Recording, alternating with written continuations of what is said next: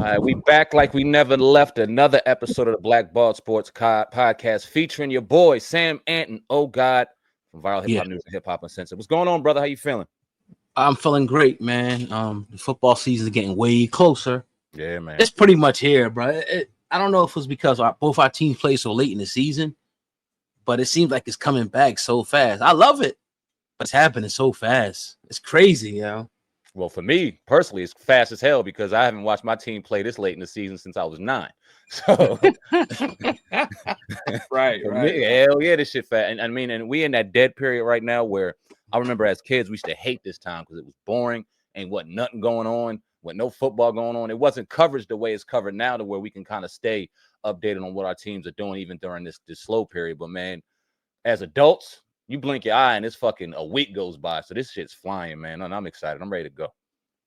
Yeah, for sure. Definitely. So I want to start with Henry Ruggs, man. He was let out to do a speech, and he's actually going to be up for parole as early as next summer.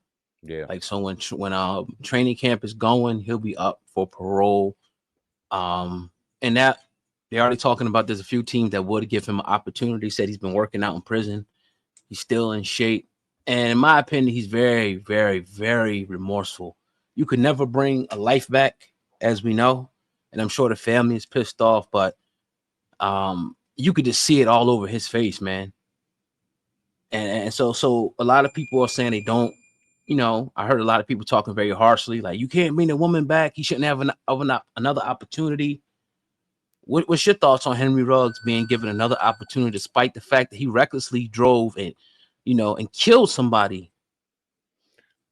It's tough. Drove drunk. Yeah. The kid made a mistake that will affect him and haunt him for the rest of his life. He'll have to know that there's family members out there that no longer have a loved one, and that's because of him. He has to understand that that's public and that'll never go away.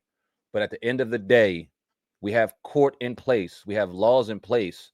If he does and completes his set time that he was convicted with and they let him out, then there's what else can anybody say? Like, okay, we can feel however we want. The family has every right to feel however they want. The public's going to feel any way they want anyway, because it sells to be controversial. So it's going to get them a ton of attention when they shit on the man every time he steps on the football field, or every time he does a press conference, and they constantly remind him of what he did and why he shouldn't be there. That's never going to go anywhere. But I'm in a place like, okay, if the judge handed down a sentence and he completed his sentence and is allowed to get back into society and earn a living, then why not? Like, he's dealt with his punishment. He's going to live with this for the rest of his life. Now, granted, he didn't kill my family.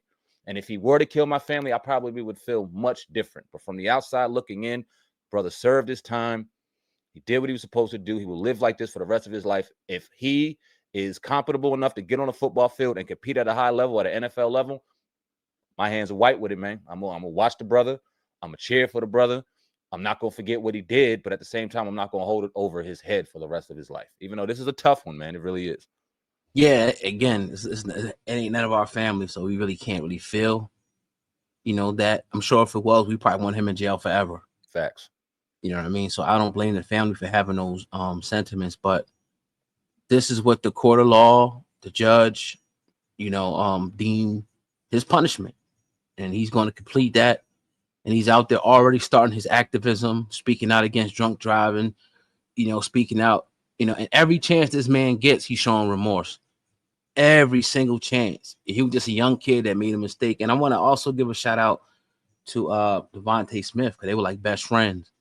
And he never left his side. I don't know, you probably seen the thing. Yeah. You know, and that's something you don't leave your friend, because it was a mistake. I mean, we all have got behind a wheel drunk, especially in our early 20s. Speeding, I know I have. Can't tell you how many bullets I fucking, you know what I mean, missed doing that shit, bro. And it wasn't like, you know, and you thinking I'm good, but it really wasn't good. Nope. You know, and it can happen to anybody, man. So I don't know if he's not gonna be the same player he was. Right.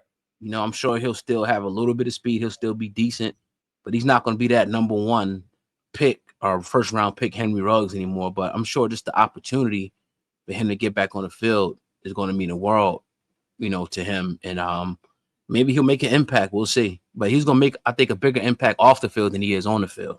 Yeah, I don't think he should have any expectations on, all right, I'm number one, I'm the X, I'm the Z. Man, just get on a roster and get in where you fit in, bro, and be happy that every day you get on the field, you aren't in jail anymore, and you got a second chance at life, man. Real talk, like, damn the where you at and where you sit on the roster, man. Just get on the roster and be blessed that you sitting there.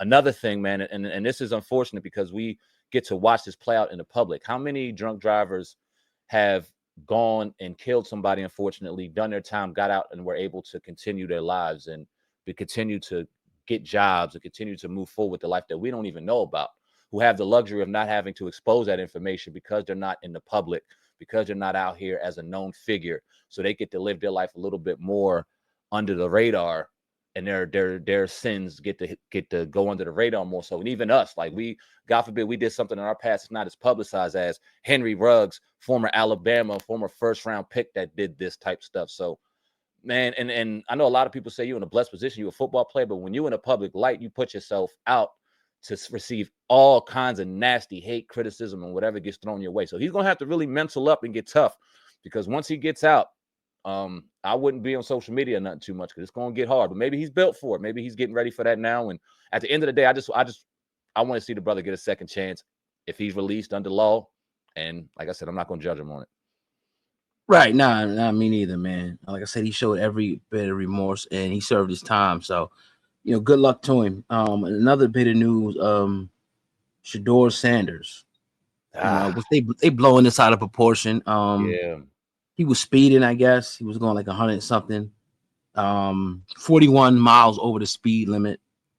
And it's not looking good. But again, this is what these guys are young.